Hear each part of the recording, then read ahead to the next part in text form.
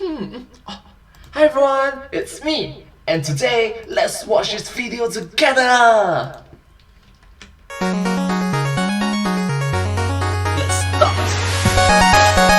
Gaijin Goomba.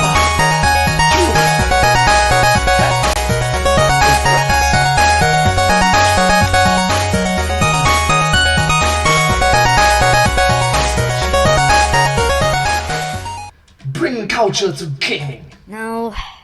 No. Oh, hey everyone, Gaijin Goomba here.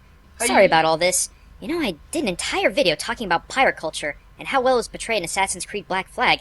And so, you know, I figured I'd try covering ninjas next. But Ninja! Holy crap! By definition of the term, I'm having a terrible time finding an example of a good ninja in video games. What's the definition of the term?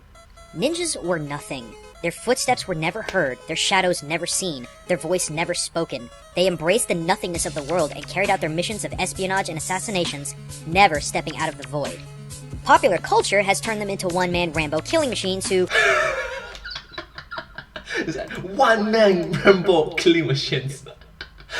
Which, you know, true to the term is like, you can't see me! John Cena! Da, da, da, da. Sorry. merely murder everything and everyone without consequence, and half the time with barely any subtlety. As someone who not only loves ninjas but spent a long time studying their ways, this is just flat out wrong. Almost to the point of being insulting. Oh, well, what makes you some sort of authority on ninjas, you squeaky sh... 不问, don't ask. As I mentioned in the last episode... 100 points! Yeah! I lived a few hours away from the very birthplace of ninjutsu, Iga, in Mie Prefecture. While I was working abroad, I spent a lot of time there in the home of ninjutsu, learning everything I could about what it really was about. It's like, yeah, I'm a dog. Anyways... I visited ancient homes of the ninja, learning how they utilized their environments for escapes and trickery. I observed ninja techniques live that were passed down through the ages. I actually held and used some of the Iga-ryu clan's tools and clothing. I saw firsthand the tools and weapons ninja would use. And I learned many, many tricks that the Iga-ryu ninjas would use to throw off their enemies. Really? For example, I bet you didn't know that ninjas had their own clock. Really? Yeah, using the dilation of cat's eyes. What? Using the dilation of the cat eyes? Like the eyes?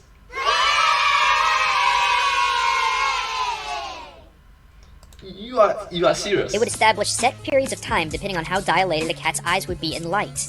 Ninjas also had a unique form of written communication based on Chinese characters as encryption for messages.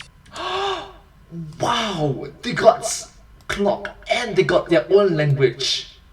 I am a language nerd. That's awesome.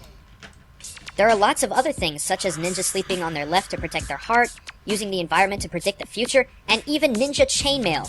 Yeah, that's an actual thing. So let me define from a primary source what a ninja is and what they do.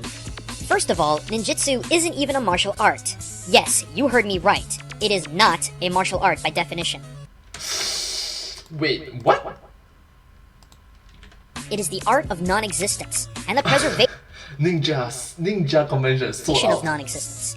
Heck, the kanji of ninja literally means preserving stealth person. 忍者. They were always out of sight, always hid, and never fought anything or anyone head-on. They did, of course, assassinate, but that was only done on their favorite occasions. If they were caught, they used one of 5 different methods of escape. Fire, using explosives and fire to confuse the enemy. Water, hiding in bodies of water. Smoke, such as your garden variety smokescreen bomb. Metal, using shuriken, caltrops, and other tools to make their escape. And stealth, which is self-explanatory. A ninja who stayed behind to fight was a dead ninja. Even if they surrendered themselves instead of falling in battle, the only thing that awaited a ninja was a public execution. The absolute worst way to die in ancient Japan. That's what made ninjas so badass. Samurai gave their lives for their masters, but ninja gave their honor. Wow. For their master? No. For their honor. Wow. I mean, wow. In fact, one of the best examples of a true ninja that I can think of is the ninja of public celebrity status himself, Ninja Brian of Ninja Sex Party. Though I think he might be semi-retired in order to make his rocking soundtracks with Danny Sexbang, it's clear that old habits die hard. Ninja Brian never speaks, always covers his face, and habitually assassinates eyewitnesses who may have seen him to protect his identity. Well, wear a mask, especially during this current global pandemic period. In all seriousness, that's probably what a ninja would do if caught in the public's eye. We recently had a representative of the game Theorists dispatched to Ninja Brian's current known location Ronnie! to try to get the scoop about what it meant to be a true ninja. So, Mr. Ninja Brian, was it? Can you tell me, in your own words, what is the most important aspect of being a ninja? The most important aspect of being a ninja. Okay, that was awkward. What happened? Speaking of assassinations and escapes, Okay, that was unexpected. ninjas did not shy away from using anything and everything at their disposal. They were very much acquainted with firearms, poisons, pyrotechnics, experimental alchemy, and a plethora of exotic weaponry, and experimented with any and all method of silent travel. One such contraption was the Mizugumo, special wide-surface feet peripherals that allowed the ninjas to walk on thin mud and even water. Speaking from experience with them, not an easy task. Ninjas were also vegetarians. Bet you didn't know that one either. Ninjas would stay away from meats in favor of vegetables and grains. Ninjas were so protective of their stealth that they would avoid foods that produced excess body odor. Wow! Nioi. Wow, that's clever if you think about it. Ninjas also never wore jet black. The reason for this is because the outline of a solid black ninja could easily be seen in the light of the moon. Instead, they favored dark navy blue and subtle patterns to keep them hidden in the moonlight. Ninjas were also very thin, small people. They couldn't weigh more than 60 kilograms or about 130 pounds. Since they spent so much time on roofs, upside down, and climbing, ninjas needed to be small in both stature as well as weight to prevent excess sound while moving, being able to fit in tight quarters, and being able to lift their own weight as if it was nothing. Wow. Now, with all that in mind, let's have a look at some of gaming's biggest name ninjas, and perhaps you can understand my conundrum. Let's start with Yuffie. How in the world is this gal a ninja? Always showing her face, divulges the location of her clan's home, even brings a group of outsiders there. I get the fact that she's flexible and throws a giant shuriken around, but this does not make one a ninja. Mai Shiranui. No. Just no. No to all. Ayane? Oh, come on! Keep it family friendly, wholesome. Thank you. Unless every single one of her adversaries never break eye contact from her chest, she's not doing herself any favors, not concealing her identity. And while we're on the topic of giant-titted ninja, Taki isn't any better. Can she move like a ninja? Sure, but again, a ninja who shows her face is not a ninja. And let's talk about these for a minute here. Yeah, keep it family friendly. Thank you. Wholesome. Thank you. It's plainly obvious that Taki has no bust support considering her nips look like they could cut through diamond, so it's safe to say that nothing is supporting them. How in the world could she hang upside down and not get KO'd by her own tits? Ibuki from Street Fighter? Yeah, I'm sure introducing yourself by name makes for a good ninja. I believe she understands the physical art of ninjutsu, but it seems to me that we have a problem with self-proclaimed ninjas. The self-proclaimed ninjas. It's like, hi everyone, I'm Ibuki, the ninja. Hey, isn't that self-contradicting? It's a paradox in its own right. See? How about Hiryu Strider? He has an unknown origin which keeps his identity a secret, hides his face. Well, he possibly could be identified by his hair, but I suppose that's okay. And he uses an exotic weapon. Cool, let's see what it is. Okay, the cipher and... Let's see. Wait. The weapon makes use of plasma energy, releasing it from an opening located at the tip of the edge in order to greatly enhance its cutting power. Because of the speed at which the blade travels, it gives off a high-pitched sound whenever it's swung. Oh yeah, this is a great weapon for the stealthy ninja to use! I guess it's kind of irrelevant when he's spending 90% of the time massacring enemies left and right, in the open, everyone knowing where he is. Okay, how about Joe Musashi from the classic title Shinobi? In a game that uses the original name of the ninja, surely this must get it right.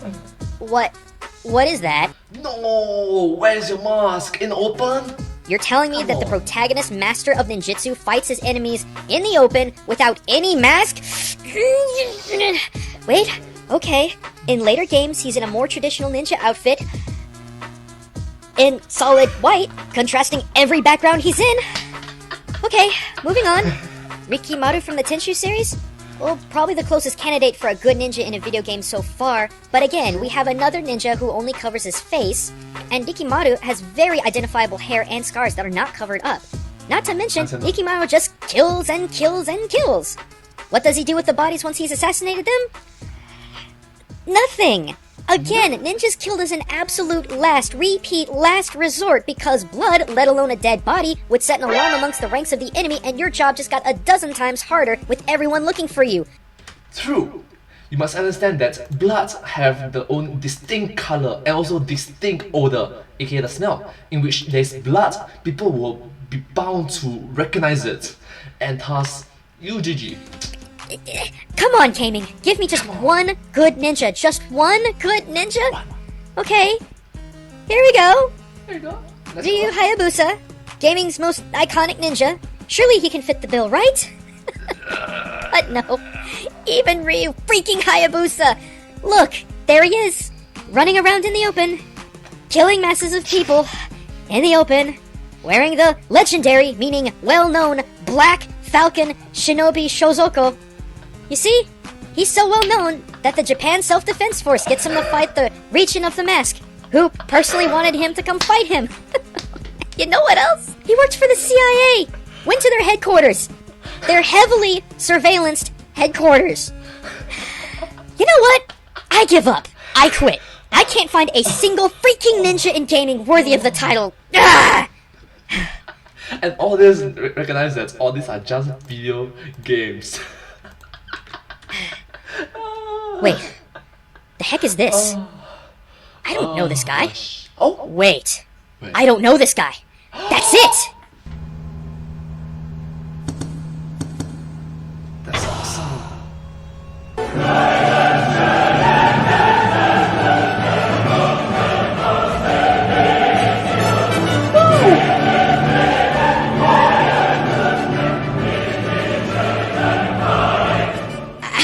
I don't believe it. A ninja. A real ninja in video games. Everything about him. Just nailed it. The main character never told his name, hiding his identity to even the player.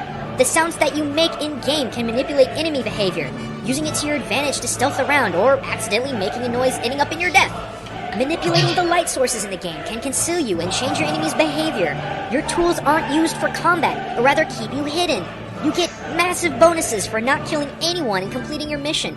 Going kill crazy means that leaves evidence for enemies to go looking for you, while hiding bodies gives you bonus points. Combat alone can't kill enemies in this game either, and even then, most of the time you're gonna get gunned down. It's a last resort. You have a multitude of ways to escape these situations. Oh my god, it's the perfect ninja simulation! Okay, real talk. I get the fact that these ninjas in games are there for entertainment purposes. I'm not so dense to have misunderstood that. But I think it's really important all the same to remember the history as well as the fantasy. If we didn't, could you imagine what sort of misconceptions we'd have? That's true. You must understand that there is a line between fiction and fact. Fact and fiction. Lincoln would go down in history as a vampire hunter instead of an abolitionist president. Port Royal would be seen as a prim and proper British coastal city instead of a festering hole for pirates. So many truths would be turned around.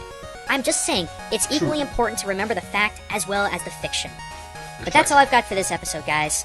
Thanks for watching, and I hope to see you next time. But until then, this is Gaijin Goomba signing out. Thank you, Gaijin Goomba. Thanks again for watching, everyone, and a big thanks to Ninja Brian for being on the show and not actually killing Ronnie.